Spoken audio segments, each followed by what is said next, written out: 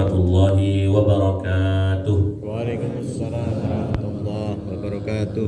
Alhamdulillahi rabbil alamin. Alhamdulillahi hamdan tayyiban mubarakan fihi kama yuhibbu rabbuna wa yarda. Asyhadu an la ilaha illallah wahdahu la syarika lah wa asyhadu anna Muhammadan abduhu wa rasuluhu alladzi la nabiyya ba'dah. Allahumma salli wa sallim wa zid wa barik wa an'im ala rasulillahil mustafa wa nabiyillahil mujtaba Muhammad sallallahu alaihi wasallam wa ala alihi wa sahbihi wa man sara ala nahjihi ila yaumil qiyamah. Allahumma fa'na bima 'allamtana wa 'allimna ma yanfa'una wa zidna 'uluman tanfa'una. Allahumma faqihna fid din wa 'allimna at-ta'wil waj'alna minal ladina yastami'una al-qawla fayattabi'una ahsanah. Rabbi shrah li sadri wa yassir li amri wahlul 'uqdatam min lisani yafqahu qawli bi rahmatika ya arhamar rahimin. Bapak dan Ibu jamaah salat subuh yang dimuliakan Allah Subhanahu wa taala, kita bersyukur kepada Allah Subhanahu wa taala atas limpahan kenikmatan yang Allah berikan kepada kita, sehingga pada pagi hari ini Allah masih berikan kita kesempatan untuk melaksanakan ketaatan, melakukan ibadah, menunaikan kewajiban yaitu salat subuh berjamaah, dan semoga Allah Subhanahu wa taala menerima amal soleh kita dan mengampuni setiap kekurangan-kekurangan kita di dalam beribadah kepadanya. Salawat dan salam semoga senantiasa tercurahkan kepada baginda Nabiullah Nabi Muhammad sallallahu alaihi wasallam, kepada keluarga beliau, sahabat beliau, dan seluruh pengikutnya yang setia sampai dengan hari kiamat. Kita berdoa kepada Allah, kita berharap kepada Allah Subhanahu wa taala pada pagi hari ini semoga Allah Subhanahu wa taala berkenan memberikan kepada kita ilmu yang bermanfaat sehingga bisa menjadi pelajaran untuk kita amalkan dalam kehidupan sehari-hari, dan lebih daripada itu semoga amal yang kita lakukan tersebab ilmu yang kita dapatkan ini menjadi bekal untuk bertemu dengan Allah Subhanahu wa taala di kemudian hari. Amin. Bapak dan Ibu yang dirahmati Allah Subhanahu wa taala, kami diminta ya beberapa pekan yang lalu di kotak kali Ustaz Yusman ya, untuk memberikan materi ya, sebenarnya dikasih pilihan materinya ini, Masya Allah ya, tapi kemudian kami memilih materi sirah. Kenapa materi sirah? Sirah niku secara bahasa artinya perjalanan. Jika disandingkan dengan kata sirah nabawiyah, maka artinya adalah perjalanan Nabi. Perjalanan apanya? Apa berjalan seperti orang berjalan? Bukan. Sirah nabawiyah artinya adalah perjalanan hidup Nabi Shallallahu Alaihi Wasallam dari beliau lahir sampai beliau Shallallahu Alaihi Wasallam wafat. Maka nanti ada juga sirah sahabat, nah, berarti menceritakan tentang bagaimana kisah para sahabat, macam-macam. Sirah ini sangat luas karena menceritakan, menjelaskan perjalanan hidup ya. Namanya perjalanan hidup kan bukan 1 hari 2 hari, tapi bertahun-tahun. Contoh sirah Nabi SAW, beliau hidup selama berapa tahun Pak? 63 tahun. Lah nanti di 63 tahun itu Nabi mengalami fase-fase tertentu ya.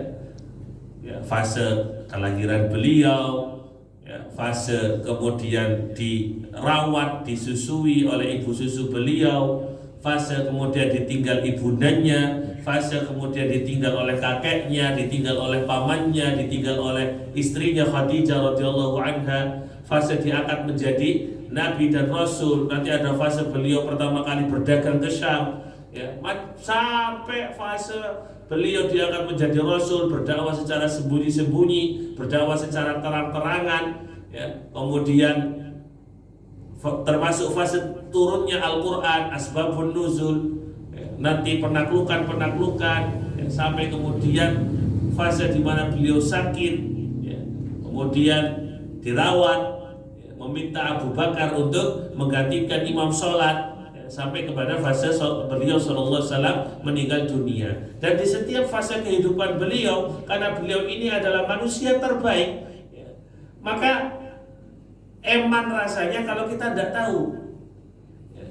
Eman rasanya kalau kita tidak pernah sekalipun mengenal atau minimal tahu kejadian-kejadian penting dalam kehidupan Nabi Shallallahu Alaihi Wasallam.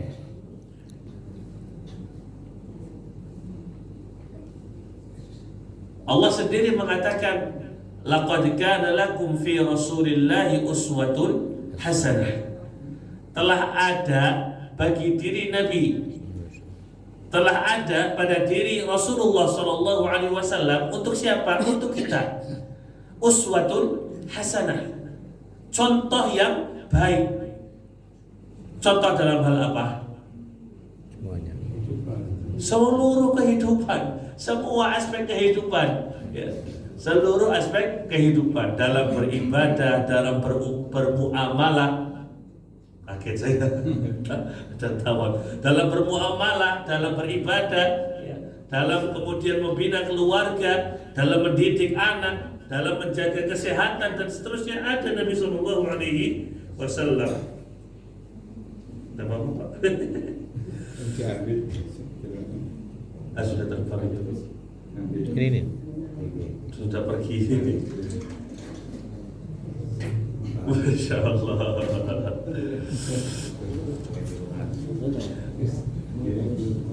Oke, kita lanjut. Maka di antara kebaikan seorang muslim, di antara kebaikan seorang hamba Allah Subhanahu wa taala adalah ketika hatinya itu tertarik dengan Nabi Shallallahu Alaihi Wasallam. Karena tidak mungkin kita bisa mencintai Nabi, kita bisa menyayangi Nabi, kita tidak bisa mengidolakan Nabi tanpa mengenal beliau. Apa yang menyebabkan kita cinta dan suka kepada seseorang? Kan awalnya kenal dulu. Kalau tidak kenal, kata pepatah dalam bahasa Indonesia, kalau tak kenal maka tak sayang. Betul. Nah, kalau kita nggak kenal Nabi kita, nggak kenal Nabi Muhammad Sallallahu Alaihi Wasallam, gimana kita akan sayang? Gimana kita akan cinta? Gimana kita akan mengidolakan beliau Sallallahu Alaihi Wasallam?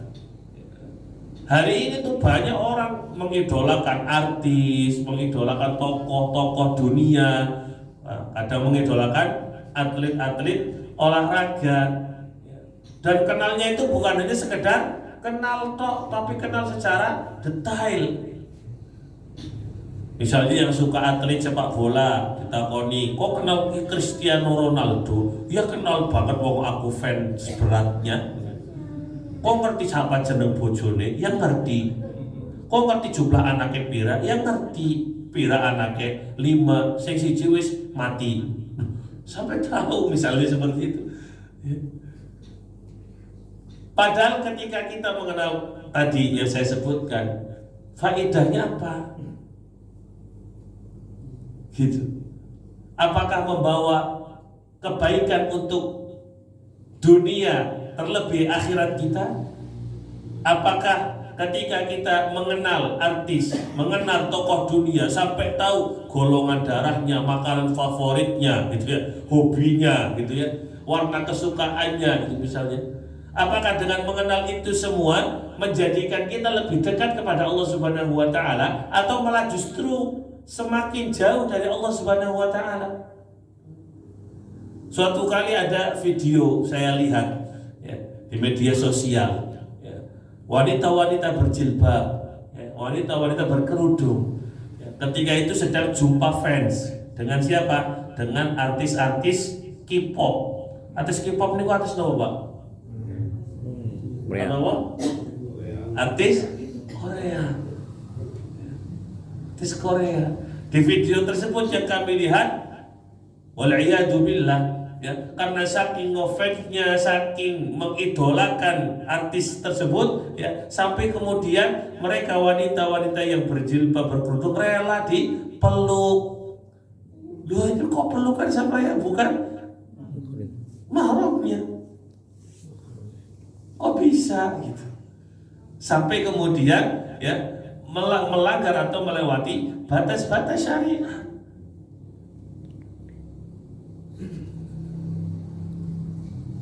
Coba tanya kepada orang-orang yang mengidolakan tokoh-tokoh dunia, mengidolakan artis, mengidolakan atlet, ya, atau mengidolakan karakter film secara detail itu, tanyakan kepada mereka tentang kehidupan Nabi Shallallahu Alaihi Wasallam.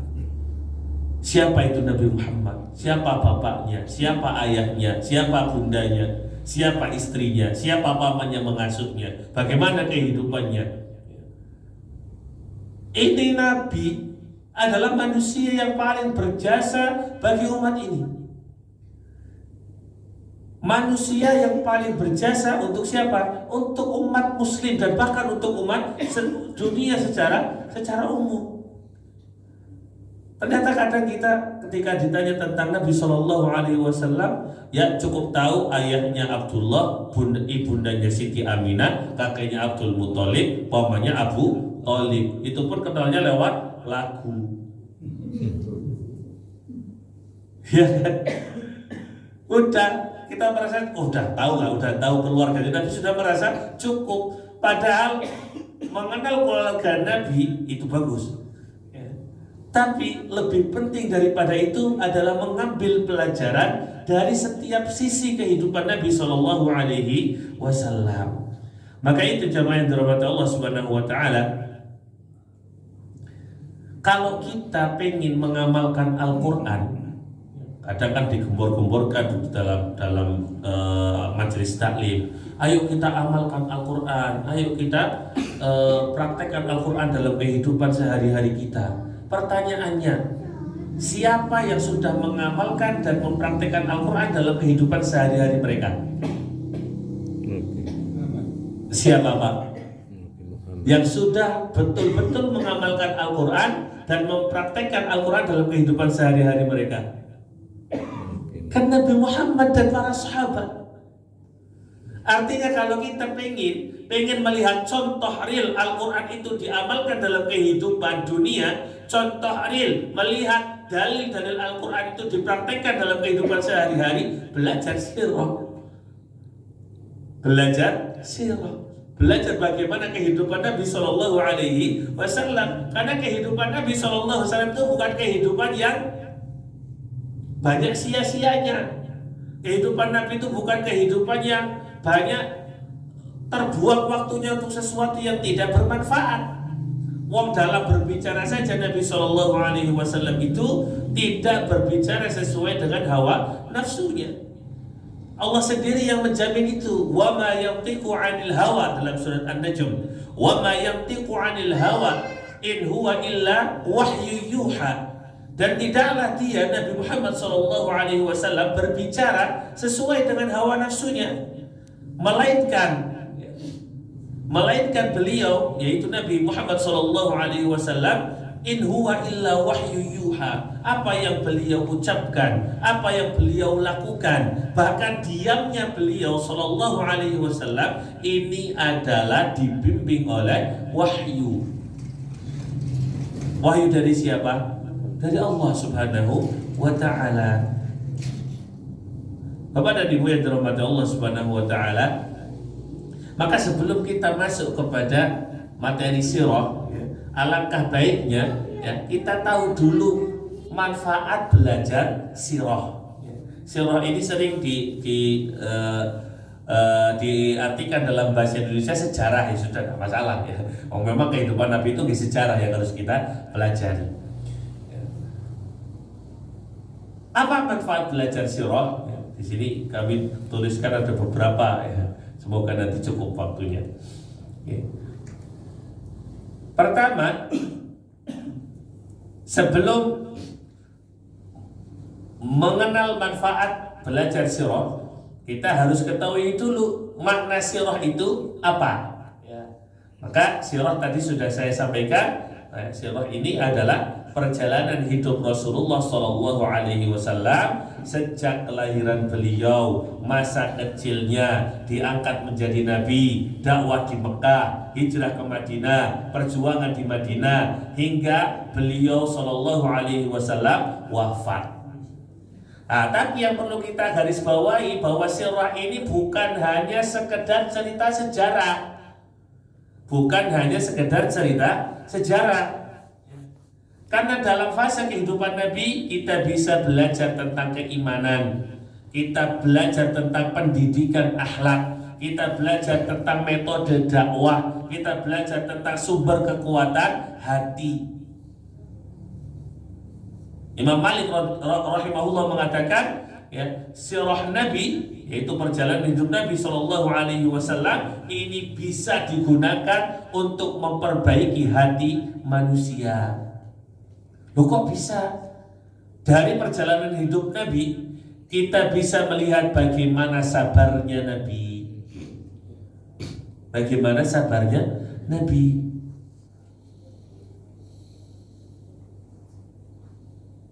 Orang paling sabar nih Nabi Muhammad Sallallahu Alaihi Wasallam. Ketika Fathu Makkah di tahun 8 Hijriah.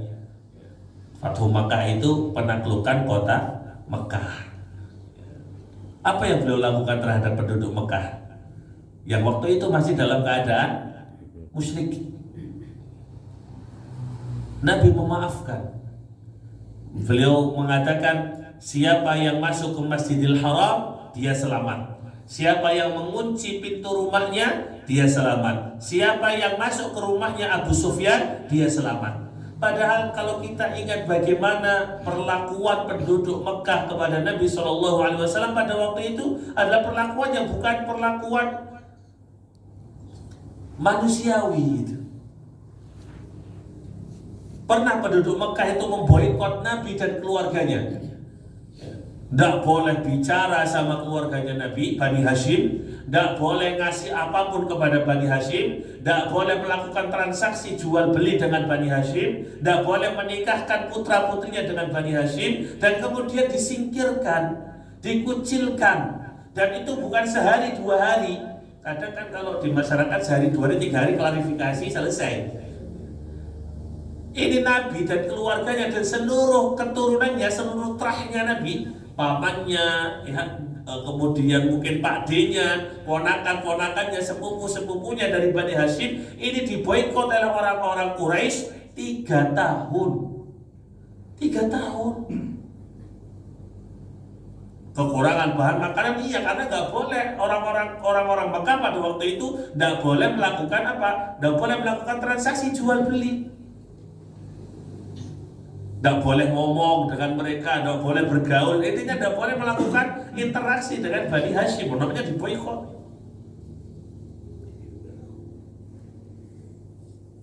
Ya, 3 tahun Pak. Bahasanya itu mungkin ya satu desa lah misalnya, satu desa itu dikucilkan dari satu kecamatan, misalnya Kampung Gayam inilah, Kampung Gayam, kampung bukan Gayam itu dusun gitu.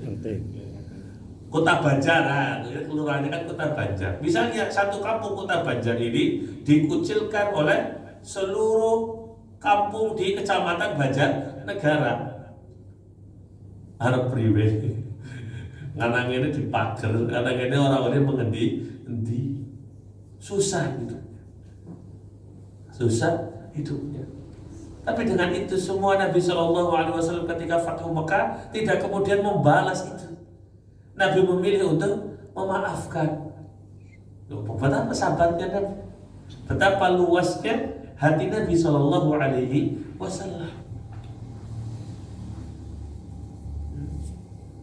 terhadap putranya Abu Jahal. Putranya Abu Jahal namanya Ikrimah bin Abu Jahal. Kalau kita ingat kembali bagaimana perlakuan Abu Jahal kepada Nabi SAW,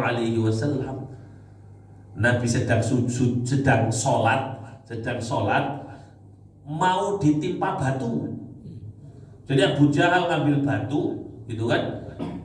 Nabi sedang sujud, mau dijatuhkan batu dari atasnya. Tapi kemudian Nabi dilindungi oleh Allah Subhanahu Wa Taala. Nabi dilempar isi kotoran perut unta. ya, isi perut unta dilemparkan ke punggung Nabi Shallallahu Alaihi Wasallam.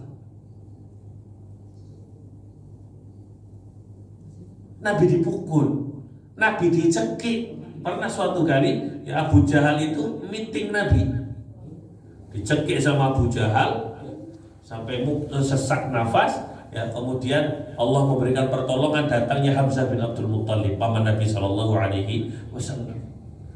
Pak, misalnya ada orang seperti itu terhadap jenengan, ada satu orang dengan jenengan itu sengit banget, pokoknya pengennya itu mencelakai jenengan. Setiap ketemu niat dalam dirinya itu mencelakai, menjadikan panjenengan itu celaka, atau ingin berbuat buruk kepada jenengan setiap ketemu jenengan. Mau saking bencinya itu. Kira-kira dengan orang seperti ini, jenengan lihat anaknya, kira-kira gimana? Gimana Pak? Lihat anak dari orang yang setiap kali ketemu panjenengan itu pengennya mencelakai, pengennya melakukan hal buruk kepada jenengan. Pripun Bu? Lihat anaknya. Nggak bisa balas, balas anaknya sampai lah gitu misalnya. Tapi enggak. Nabi Shallallahu Alaihi Wasallam ketika Ikrimah bin Abu Jahal datang kepada Nabi untuk apa? Untuk menyatakan keislamannya, Nabi senang. Disambut Ikrimah bin Abu Jahal radhiyallahu anhu. Nabi senang, masya Allah, luar biasa. Bahkan kemudian nanti Ikrimah dijadikan pasukan yang dikirim oleh Nabi Shallallahu Alaihi Wasallam ya, untuk pergi ke beberapa peperangan mulia sampai beliau radhiyallahu anhu wafat dalam keadaan syahid. Sehingga betul itu, kalau kita pengen mengobati hati kita, lihat Nabi, gimana sabarnya Nabi, bagaimana cara Nabi menghadapi ujian, gimana Nabi Shallallahu Alaihi Wasallam memaafkan kesalahan-kesalahan orang-orang yang telah berbuat buruk kepada diri beliau radhiyallahu anhu. Dan bagaimana Nabi Shallallahu Alaihi Wasallam mencintai umatnya. Maka belajar sirah ini kita akan diarahkan ya untuk menjadi hamba Allah dengan hati yang luar biasa. Menjadi hamba Allah yang memiliki hati yang lapang, hati yang mudah untuk bersabar, hati yang mudah untuk memaafkan, hati yang mudah untuk tasamuh, toleransi terhadap umat Rasulullah Shallallahu Alaihi Wasallam. Karena begitulah Nabi. Maka jangan ngaku umatnya Nabi kalau kita tidak bisa sabar atau tidak bisa gampang memaafkan atau tidak bisa mencintai umat Nabi Shallallahu Alaihi Wasallam dengan berbagai macam perbedaan di dalamnya. Karena Nabi mencintai seluruh umatnya. Nabi mencintai umatnya tanpa terkecuali. Ya, mbok jenengan iku saking NU, saking Muhammadiyah, saking Syarikat Islam, saking Salafi atau dari manapun. Ya. Selama panjenengan mengikuti Nabi Shallallahu Alaihi Wasallam, panjenengan umat Nabi Shallallahu Alaihi Wasallam, dan Nabi tidak akan menanyakan itu. Kamu dari mana? Dari NU? Oh bukan umatku, tidak mungkin. Kamu dari mana? Aku dari Muhammadiyah. Oh kamu bukan umatku, tidak mungkin. Nabi tidak akan tanya soal itu. Nabi tidak akan tanya soal itu. Apakah juga Nabi akan menanyakan pilihan partai? Enggak. Apa urusan Nabi dengan pilihan partai, pilihan kita, pilihan presiden kita? Enggak akan ditanya. Jadi yang apa nanti Nabi Shallallahu Alaihi Wasallam akan tanyakan kepada kita atau pastikan kepada kita, apakah kita sudah betul-betul mengikuti jalan petunjuknya. Kalau sudah ikut, dipersilahkan nanti kita minum dari telaga Al-Kautsar. Ya kata beliau, siapa yang meminum satu teguk air dari telaga Al-Kautsar, maka setelahnya tidak akan haus selama-lamanya. Masya Allah. Jamaah yang dirahmati Allah Subhanahu Wa Taala. Kemudian kalau yang pertama tadi, apa? Belajar sirah untuk apa? Untuk memperbaiki hati. Karena kita melihat profil manusia terbaik. Karena kita melihat profil ya hamba terbaik. Sehingga ketika kita menjadikan manusia terbaik itu ya sebagai contoh dalam kehidupan kita, ya bagaimana beliau menjaga hati, bagaimana beliau bersabar, memaafkan dan seterusnya, maka semoga itu bisa memperbaiki kerasnya hati kita. Semoga itu bisa memperbaiki ya sakitnya hati kita yang mungkin masih gampang marah, yang mungkin masih gampang dendam, yang mungkin masih menyimpan ya banyak perasaan-perasaan yang tidak baik dalam hati kita. Karena kita melihat Nabi, mencontoh Nabi SAW, maka kita berusaha menghilangkan ya kotoran-kotoran hati yang ada di dalam hati kita. Kemudian yang kedua, ya, belajar sirah ya, ini akan menumbuhkan rasa cinta kepada Rasulullah SAW. Nabi SAW mengatakan, la yu'minu ahadukum hatta akuna ahabba ilaihi min walidihi wa waladihi wan nasi ajma'in. Tidak sempurna iman salah seorang dari kalian sampai aku lebih ia cintai daripada orang tuanya, daripada anaknya, dan dari seluruh manusia semuanya. Jadi meletakkan cinta kepada makhluk ya, setelah cinta kepada Allah, ya, setelah cinta kepada Allah, tentu cinta kepada Allah ini menjadi nomor satu dari segalanya. Tapi ketika kita meletakkan cinta kita kepada makhluk, satu hamba, satu manusia yang kita letakkan menjadi nomor satu untuk kita cintai, ternyata bukan orang tua kita, ternyata Nabi SAW.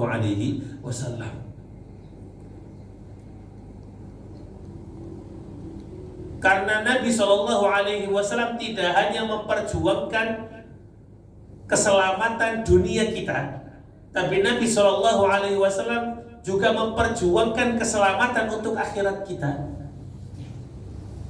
Kalau orang tua kita itu sudah berdarah ketika melahirkan kita, maka Nabi SAW itu sudah berdarah-darah sebelum kita lahir. Sebelum kita lahir, itu Nabi sudah berdarah-darah. Dalam perang Uhud misalnya yang terkenal itu, berapa banyak ya, luka yang didapatkan oleh Nabi SAW. Bahkan pipi beliau itu tertusuk serpihan helm perang, sanes helm motor. Helm perang itu kan terbuat dari apa, Pak? Dari besi. Pipi beliau yang sebelah kanan itu tertusuk serpihan istilahnya helm perang apa? Tameng kan depan, helm pelindung kepala, sama aja. Tertusuk serpihan pelindung kepala beliau, gigi geraham beliau sampai tanggal, bukan karena sudah otek, bukan, tapi karena apa? Karena terkena pukulan,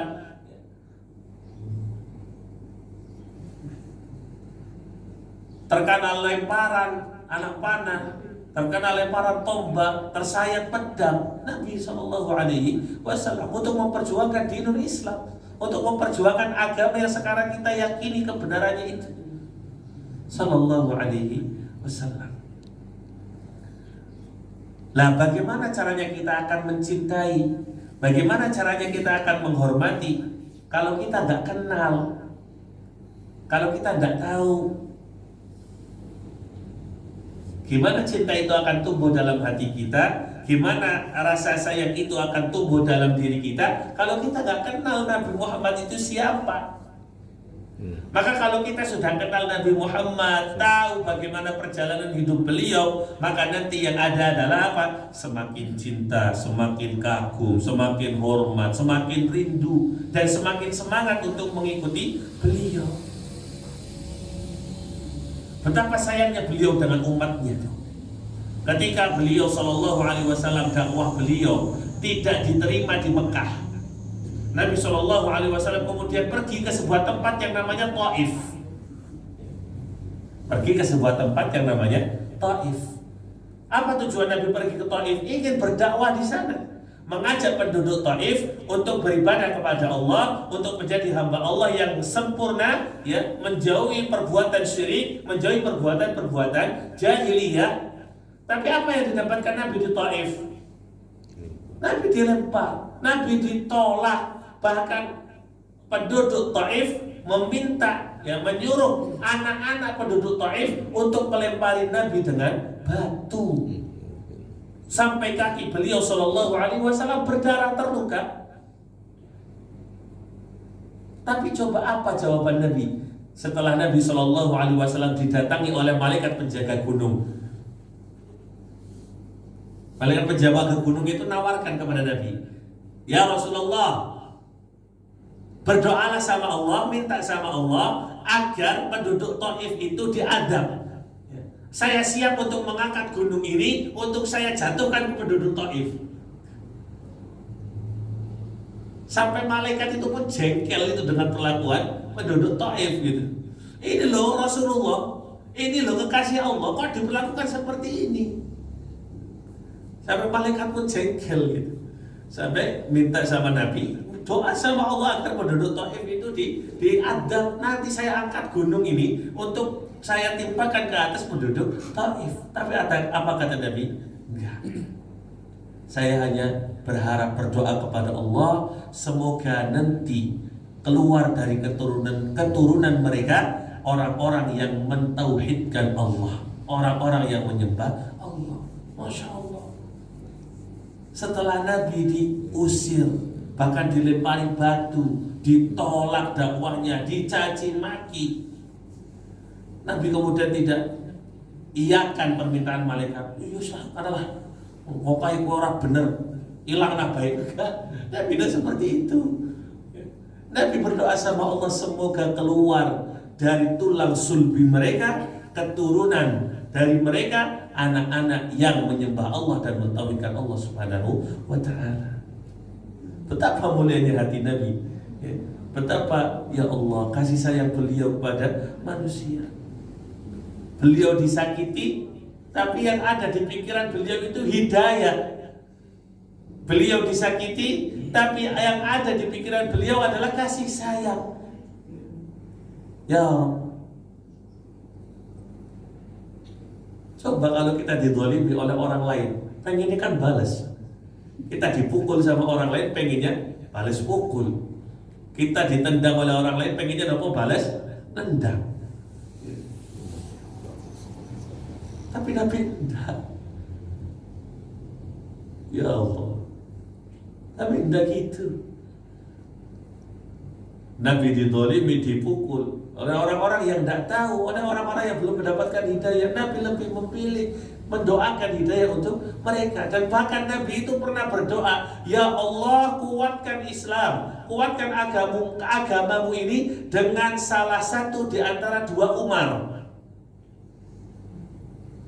Jadi Nabi berharap, ya, ada salah satu di antara dua Umar itu masuk Islam.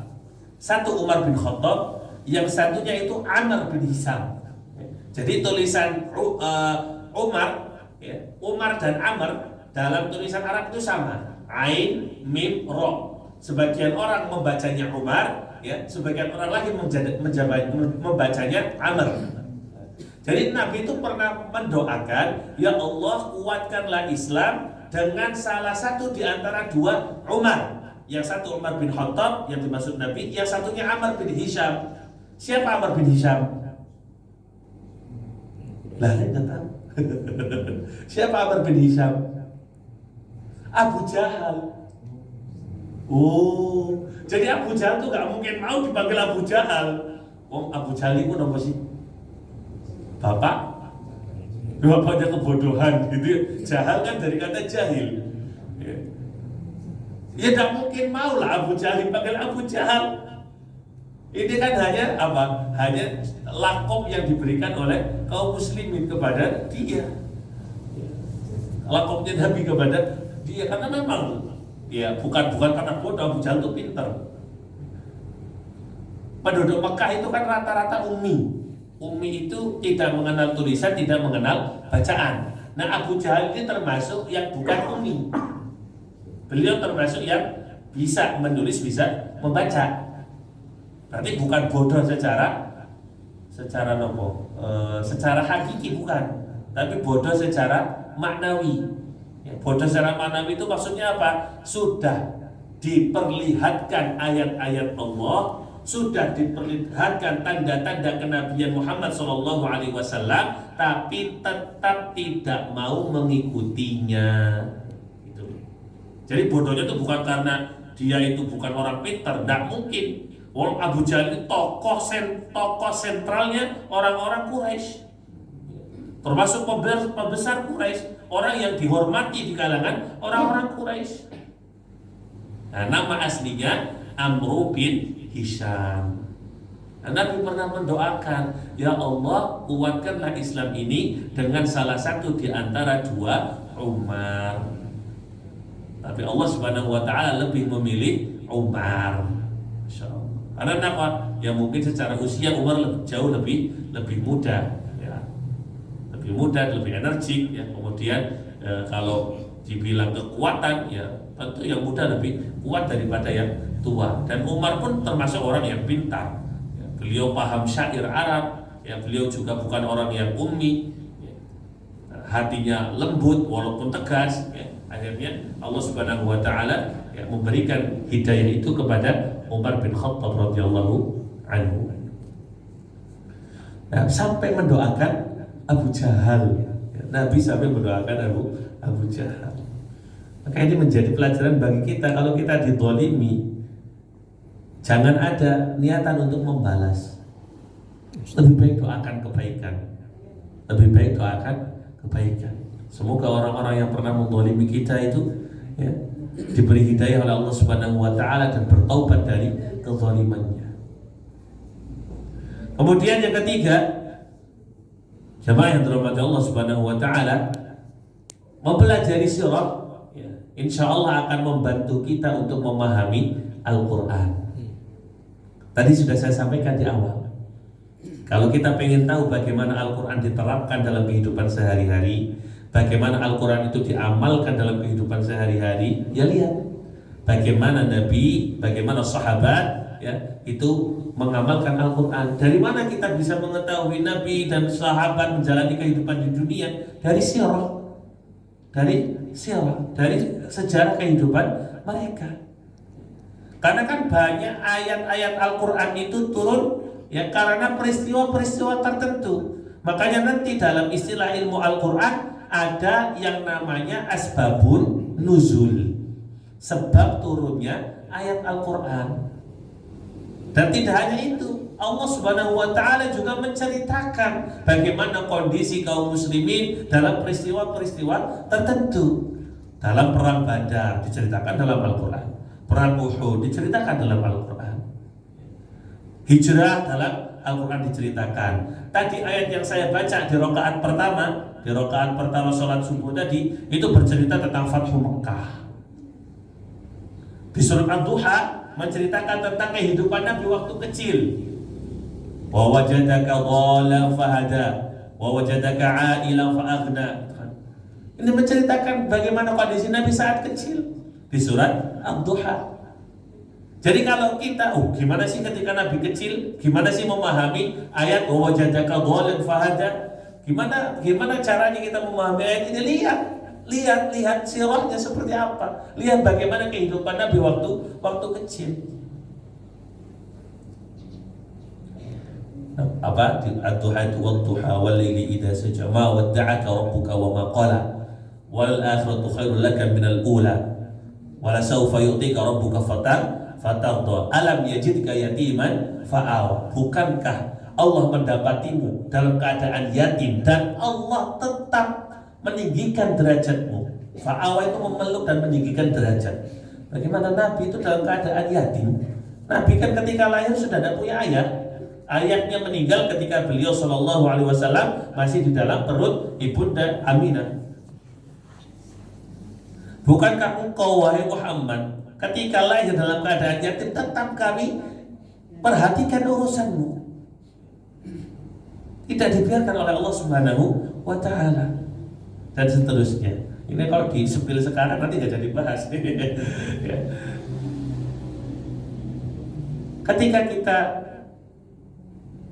belajar sirah, nanti ketika kita baca Quran kok ketemu dengan ayat-ayat yang sedang membahas suatu peristiwa dalam kehidupan Nabi, bacaan Quran kita itu akan terasa lebih hidup, akan terasa lebih hidup, akan terasa lebih menyentuh. Karena oh ini waktu kejadian Nabi seperti ini, oh ini ayatnya. Oh ini waktu kejadian Nabi sedang melakukan ini, oh ini ayatnya. Lebih menyentuh. Dan seluruh kitab tafsir, kalau boleh saya katakan, seluruh kitab tafsir nanti akan membahas bagian-bagian dari sirah, bagian-bagian dari sirah Nabi Shallallahu Alaihi Wasallam. Nomor berapa tadi Pak? 3. Sudah 3. Pertama apa tadi? Belajar sirah untuk memperbaiki hati. Nomor 2, belajar sirah untuk semakin cinta kepada Nabi Sallallahu Alaihi Wasallam. Nomor 3, belajar sirah untuk apa? Lebih bisa memahami Al-Quran. Yang keempat, ini sebenarnya penjelasan juga dari nomor 1. Belajar sirah, belajar kesabaran, belajar kesabaran. Ketika Nabi Shallallahu Alaihi Wasallam ditanya siapa manusia yang paling berat ujiannya, maka Nabi mengatakan para nabi dan para rasul itu manusia-manusia yang ujiannya paling berat. Tidak ada yang ujiannya melebihi beratnya ujian mereka. Nabi Nuh misalnya diuji dengan anaknya yang tidak mau beriman, ujian berat. Nabi Muhammad SAW saat awal-awal perjuangan dakwah, belum kuat Islam pada waktu itu, ditinggal oleh istri beliau Khadijah radhiyallahu anha. Yang Khadijah radhiyallahu anha ini punya peran penting dalam dakwah Nabi. Sebagai apa? Kalau boleh saya katakan sebagai donatur. Jadi dakwah ini juga harus ada donaturnya. Khadijah itu kan miliarder, kalau boleh saya katakan itu. Orang yang sangat kaya. Saudagar wanita di Mekah. Dan tidak ada wanita yang secerdas Khadijah radhiyallahu anha di saat itu. Rata-rata pedagang sukses di Mekah pada waktu itu laki-laki. Abu Sufyan, laki-laki. Kemudian Al-Walid bin Mughirah, laki-laki. Termasuk Abdurrahman bin Auf dan keluarganya. Ini rata-rata laki-laki, pedagang-pedagang sukses pada waktu itu, bisnismen, usahawan itu di Mekah, di kalangan orang-orang Quraisy rata-rata laki-laki. Tapi muncul seorang wanita mulia, wanita cerdas, wanita mandiri, namanya Khadijah radhiyallahu anha. Ini muncul di antara para laki-laki yang sukses dalam bisnisnya. Masuk Islam, bersuami Rasulullah SAW, kemudian Nabi mendapatkan wahyu, langsung Khadijah mengikuti apa yang didakwahkan oleh suaminya ini. Ketika dakwah di awal-awal Islam, awal-awal dakwah Islam ini, Nabi SAW ditinggal oleh ibunda Khadijah radhiyallahu anha. Tidak lama setelah itu, selang 3 hari, dalam sirah dikatakan, selang beberapa hari meninggallah paman beliau Abu Thalib. Ya, Abu Thalib ini walaupun tidak masuk Islam, tapi menjadi pelindung Nabi, menjadi pendukung Nabi dalam setiap langkah Nabi Muhammad SAW. Sampai beliau tuh sudah lakukan apa yang kau yakini, aku yang akan melindungi kamu, kata pamannya. Meninggal. Setelah itu, ini seolah-olah Nabi itu ditinggalkan oleh 2 pelindungnya. Ya, bukan 2 pelindung sih, tapi 2 kekuatan besar. Ya. Nabi kehilangan dua kekuatan besar di awal dakwah Islam, tapi hikmahnya luar biasa. Ya, ini agar Allah Subhanahu wa taala memberikan pelajaran kepada Nabi bahwa satu-satunya pelindung kamu, satu-satunya yang bisa menguatkan kamu bukanlah manusia, tapi Allah Subhanahu wa taala. Ya. Terbukti setelah itu kejadian Isra Mi'raj. Ya, jadi kejadian Isra Mi'raj itu terjadi setelah wafatnya Khadijah dan juga Abu Thalib. Kata para ulama, ini adalah hadiah dari Allah untuk menguatkan hati Nabi Shallallahu Alaihi Wasallam ketika kedua orang yang beliau cintai wafat meninggalkan beliau. Belajar sabar. Beliau dihina, dituduh gila, dituduh penyihir, dilempari kotoran, diboikot, bahkan hendak dibunuh ketika mau hijrah ke Madinah kan.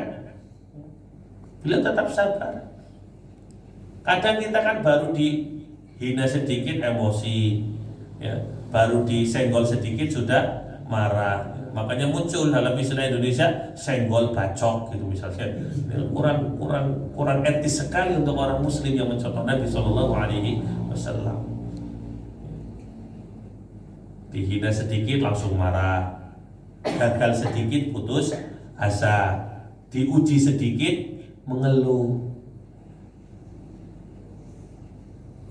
Padahal Nabi tidak seperti itu. Kalau kita ingin melihat contoh terbaik bagaimana manusia, itu Nabi Shallallahu Alaihi Wasallam.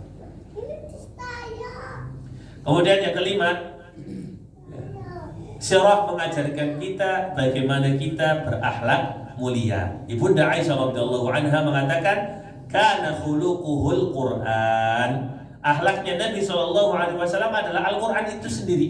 Jadi kalau mau melihat Al-Quran berjalan, ya diri Nabi Shallallahu Alaihi Wasallam. Al-Quran mengajarkan kita untuk sabar, Al-Quran mengajarkan kita untuk tawakal, Al-Quran mengajarkan kita untuk rendah hati, untuk husnudzon, untuk ini dan itu, semuanya ada dalam diri Nabi Shallallahu Alaihi Wasallam. Nabi itu pemaaf, Nabi itu orang yang rendah hati. Bahkan beliau tidak sungkan-sungkan untuk membantu pekerjaan istri beliau. Nabi masak, Nabi nyuci piring, Nabi nyuci baju. Bahkan Nabi jahit bajunya sendiri yang bolong. Kalau kita sih jahit sinten? Penjahit. Ada tukang jahit Ustaz, berbagi rezeki. Alhamdulillah. Ben tukang jahitnya payu gitu. Nabi kadang masak sendiri, bahkan tapi masaknya bukan hanya untuk sendiri gitu, tapi juga memasakkan untuk keluarganya. Nabi kadang bantu-bantu pekerjaan dapur. Jadi ketika panjenengan bantu ibu asa-asa piring di dapur, bantu ibu ngupas bawang, itu ternyata ngikuti sunnah loh. Ibu pada seneng ya, wah alhamdulillah Ustaz matur kados niku. Tapi ketika adzan berkumandang, Nabi sedang membantu urusan pekerjaan rumah tangga, Allahu Akbar ditinggal sudah. Ngasa-ngasai rampung ya mau kondisi tok salat disit gitu. Gone ngupas bawang urung rampung kondisi tok mari masjid disit salat. Ya ini contoh bagaimana Nabi memprioritaskan sesuatu. Mana dulu? Allah dulu. Urusan keluarga nanti setelah Allah. Jadi ini pelajaran untuk kita. Ketika sudah adzan berkumandang, kita harus tahu skala prioritasnya. Pekerjaan apapun yang sudah ada, tinggal Allah dulu. Wong saya kasih rezeki Allah kok. Gitu. Berapa sih gajimu sehingga kamu berani meninggalkan sholat? Ada quote-quote gitu. Berapa sih gajimu sehingga kamu berani meninggalkan sholat? Pokoknya Allah dulu. Oh, Nabi lagi sama istrinya, lagi bercanda misalnya dengan istrinya, lagi mengerjakan pekerjaan rumah tangga, adzan ditinggal. Bahkan Ibu Aisyah mengatakan kalau sudah adzan, Nabi akan pergi meninggalkan kita semua seolah-olah, kata Ibu Aisyah, seolah-olah beliau tidak mengenali kami. Terus pokoknya kalau sudah adzan ya sudah ke masjid. Allah dulu. Urusan dunia nanti, urusan rumah tangga nanti, urusan pekerjaan nanti, pokoknya Allah dulu. Itu Nabi Shallallahu Alaihi Wasallam. Pernah sandal Nabi putus, Beliau ganti baru enggak, beliau coba perbaiki. Dan Nabi tidak malu untuk duduk bersama orang-orang miskin. Di awal dakwahnya kan siapa yang masuk Islam di awal-awal dakwah? Hubab, Bilal bin Rabah,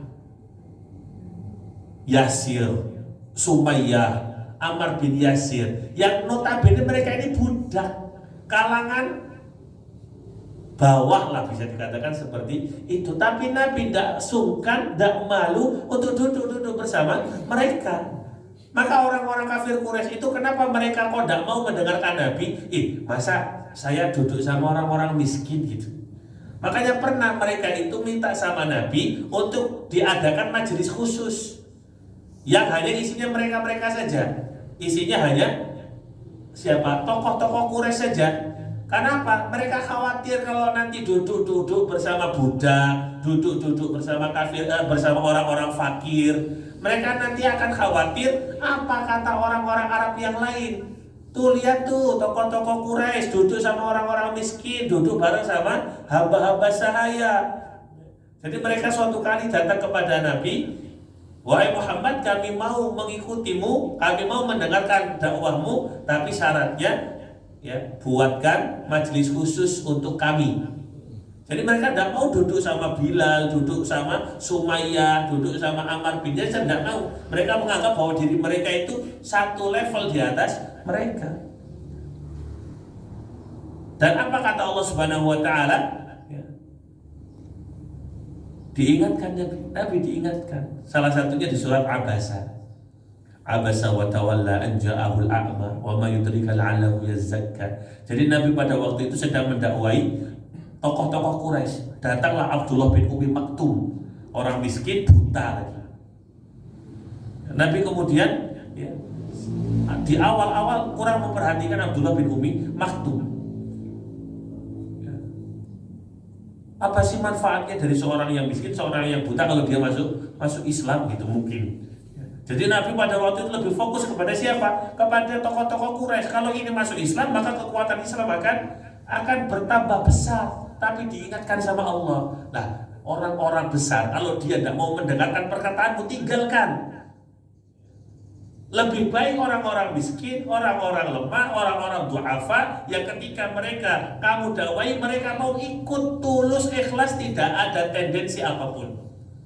Tidak ada tendensi apapun. Jadi Nabi tidak sungkan-sungkan duduk bersama orang-orang miskin, orang-orang yang mungkin dianggap manusia ya levelnya rendahan. Nabi nggak malu, Nabi nggak sungkan duduk bersama mereka.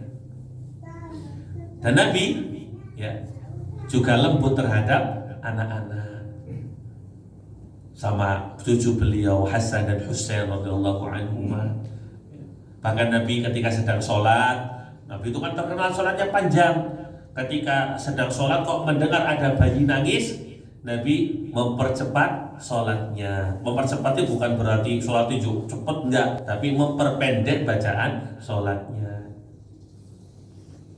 Nabi bukan seorang yang kasar, beliau tuh lembut sekali dengan orang tua, dengan sahabatnya, dengan keluarganya, bahkan dengan anak-anak beliau sangat lembut. Yang keenam dan yang ketujuh, karena sudah jam 6 nih. Sirah mengajarkan kita semangat dakwah dan perjuangan. Nabi itu berdakwah itu, Masya Allah, dengan hikmah, dengan kesabaran, dengan kasih sayang, dengan keteguhan. Beliau nggak menyerah walaupun di awal-awal dakwah pengikutnya masih sedikit, pengikutnya masih orang-orang miskin. Perjuangan Nabi nggak berhenti di situ. Maka ini pelajaran untuk kita. Jangan sampai kemudian ketika kita ngajak orang untuk berbuat baik, kok nggak disambut ajakan kita, kemudian kita berhenti. Wis tok jak salat tapi orang gelem, ya wis. Lah, Nabi nggak seperti itu. Ulangi lagi, datangi lagi. Kadang-kadang kita sudah nasihati, baru menasihati sekali kepada anak-anak kita. Kemudian anak kita ngulangi, apa bahasa kita? Wis diomongin bolan balen kok, gen baleni bae, padahal baru sekali nasihati. Ngomongnya wis ngomongin bolak-balik. Nabi itu nasihat sekali, 2 kali, 3 kali, 4 kali, bahkan berkali-kali pun Nabi akan lakukan. Dan beliau tidak akan marah kalau orang yang dia nasihati kemudian melakukan kesalahan. Maka ini mengajarkan kita, Nabi itu berjuang tanpa kenal rasa lelah. Berapa tahun Nabi berdakwah? Berapa tahun Pak Nabi berdakwah? Nabi diangkat menjadi Nabi Muhammad ini diangkat menjadi Nabi dan Rasul usia berapa? 40 tahun. Usia 40 tahun. Padahal usia beliau sampai 63 tahun. Berarti dakwah Nabi sepanjang selama sekitar 23 tahun. Dakwah dari perjuangan dakwah Nabi kita belajar banyak hal, bahwa perubahan itu butuh proses, tidak ada perubahan yang instan. Yang tadinya memusuhi Nabi setelah sekian tahun lamanya akhirnya menjadi pendukung Nabi. Siapa banyak? Umar bin Khattab dulu memusuhi Nabi, Khalid bin Walid dulu memusuhi Nabi, Suhail bin Amr dulu memusuhi Nabi, Abu Sufyan dulu memusuhi Nabi. Tapi lambat laun dengan dakwah Nabi, dengan perjuangan Nabi, mereka semua menjadi pendukung setianya Nabi SAW. Kemudian yang terakhir sebelum kita tutup, Nabi mengajarkan kita untuk bersyukur atas sirah. Sirah mengajarkan kita untuk bersyukur atas nikmat Islam. Kenapa? Karena Islam sampai kepada kita itu dengan pengorbanan yang luar biasa, Pak. Islam sampai ke Banjarnegara ini, sampai ke negeri ini, itu lewat perjuangan pengorbanan yang luar biasa. Para sahabat disiksa, ya kan? Bilal itu sampai disiksa, sampai ditindih batunya dengan batu besar, diterik matahari yang panas, di tengah-tengah padang pasir, demi kalimat Allahu Ahad. Demi kalimat Allahu Ahad, Allah yang Maha Esa, Allah yang Maha Esa. Dan sampai negeri kita itu menjadi sila pertama dari Pancasila, ketuhanan yang Maha Esa, Allahu Ahad. Itu yang diucapkan Bilal ketika ditindih batu. Maka kita bersyukur negeri kita ini menjadikan nomor 1 di Pancasilanya adalah ketuhanan yang Maha Esa. Sahabat dipukul, bahkan dibunuh, banyak sahabat yang meninggal dunia gara-gara apa? Mempertahankan agama Islam. Sampai diusir dari kampung halaman, ditinggalkan hartanya, ditinggalkan keluarganya. Semua demi apa? Menjaga kehormatan agama ini. Maka kita tidak pantas meremehkan Islam. Seorang Muslim kok kemudian meremehkan agama Islam, tidak pantas. Kalau kita meremehkan agama Islam, berarti kita meremehkan perjuangan para sahabat, meremehkan Abu Bakar, meremehkan Umar, meremehkan Utsman, meremehkan Ali, dan seluruh sahabat radhiyallahu anhum ajma'in. Maka kalau kita tahu perjuangan para sahabat, semoga kalau kita tahu sirah perjuangan Nabi, perjuangan para sahabat, semoga lewat itu ya kita mensyukuri agama Islam sehingga kita lebih semangat untuk sholat, kita lebih semangat untuk menutup aurat kita, menjaga hijab kita lebih semangat untuk ngaji, kita kemudian bangga sebagai seorang muslim. Nama yang dirahmati Allah Subhanahu wa taala, ya, maka sirah ini adalah sebagai penguat iman, sebagai obat hati, dan juga sebagai sumber motivasi dan wasilah untuk mencintai Rasulullah Shallallahu Alaihi Wasallam. Demikian, ini mukaddimah daripada materi sirah yang akan kita bahas di pertemuan yang akan datang. Insya Allah di pertemuan yang akan datang kita akan bahas kondisi Arab, kondisi kabilah-kabilah Arab sebelum datangnya Islam. Insya Allah di pertemuan yang akan datang materi kita adalah kondisi kabilah-kabilah Arab sebelum datangnya Islam. Sebelum nanti masuk ke materi kelahiran Nabi Shallallahu Alaihi Wasallam. Demikian yang bisa kami sampaikan. Semoga bermanfaat dan semoga bisa menjadi pelajaran untuk kita semuanya, dan semoga menjadi tadhkirah motivasi untuk kita semua. Mohon maaf apabila ada perkataan yang kurang berkenan. Wallahu muwaffiq ila aqwamit thariq. Assalamualaikum warahmatullahi wabarakatuh.